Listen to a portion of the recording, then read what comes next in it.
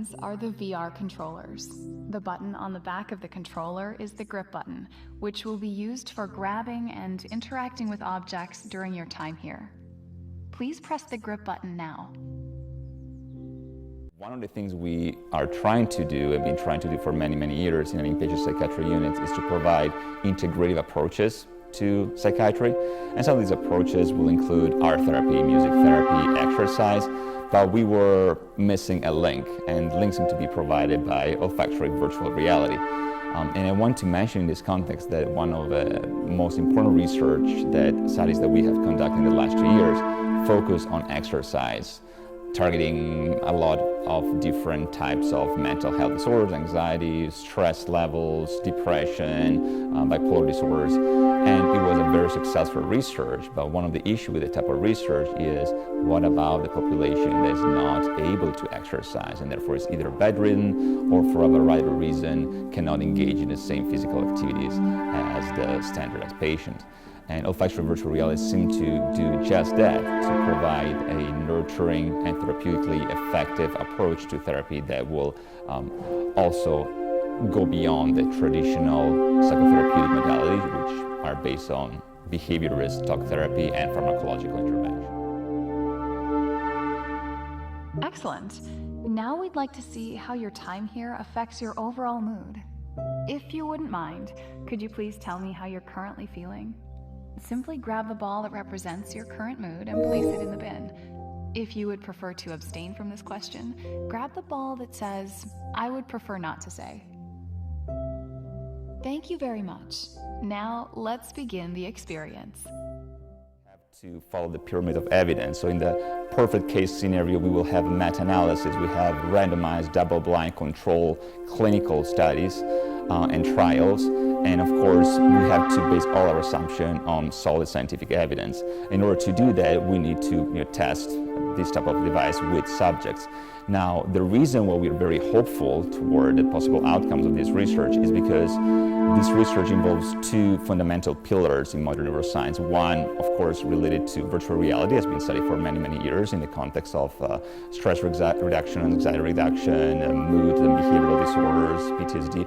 And the other one, of course, is our current knowledge based on functional magnetic resonance image and other brain imaging technologies toward olfactory bulb simulation. So we have to get the data in order to make sure that our claims are followed up by solid science. Up until now, virtual reality has only engaged our two senses of sight and sound, and our experience has lacked the only sense directly linked to the memory and emotion sections of our brain: smell. Here, try smelling this flower. Grab it from my hand. Kind of missing something, right? But when we engage our sense of smell, we suddenly become more immersed or present in the moment. It feels much more authentic. More authentic experiences are more likely to have a greater impact. Now, this rose is special.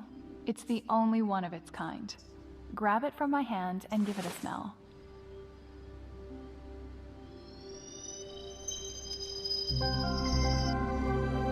I would like to say that this pandemic has, to some extent, increased the likelihood that a patient would come to the unit, which is a positive thing, because as long as we have the opportunity to help an individual, it means that this individual has the chance to get better.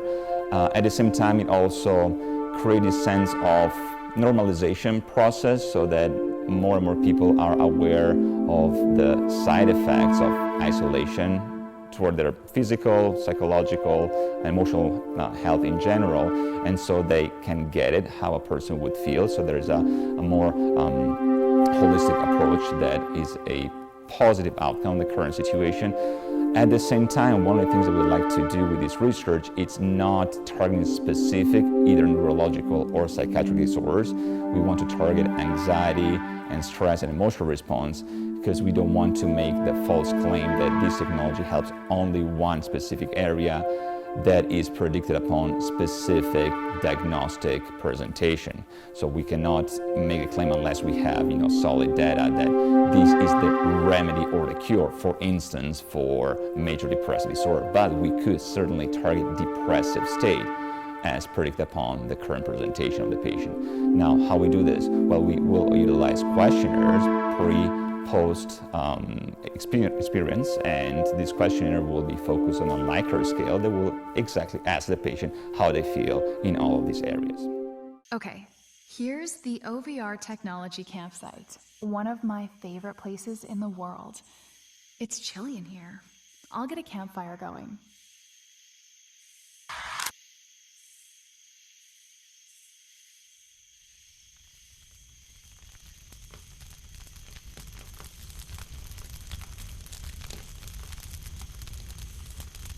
Ah, that's better. Now it's getting warmer. Here, take this.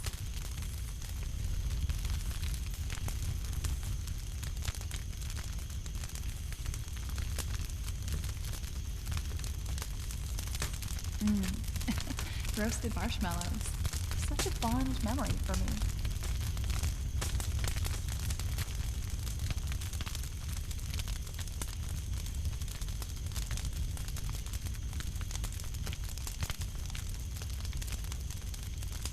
One of the things that we had the opportunity to discuss before was that the pandemic brought with itself this new awareness of, first of all, the need of this type of technology, and also the possible application in the context of healthcare and education, even more so than it was previously thought. From the perspective of healthcare, of course, accessibility to care is key, and one of the things to consider, whether the person is living in an urban environment or in a more rural area, is how to get the best possible care in the context of isolation, for instance. Now, also from a financial standpoint, there is no substantial difference in terms of the product itself, in a sense that one added feature of this type of technology is removing the need to having a specific therapist in the presence of the therapeutic environment, because that's taken out of the equation, which does not mean that a psychotherapist, a psychiatrist, psychologist is not needed.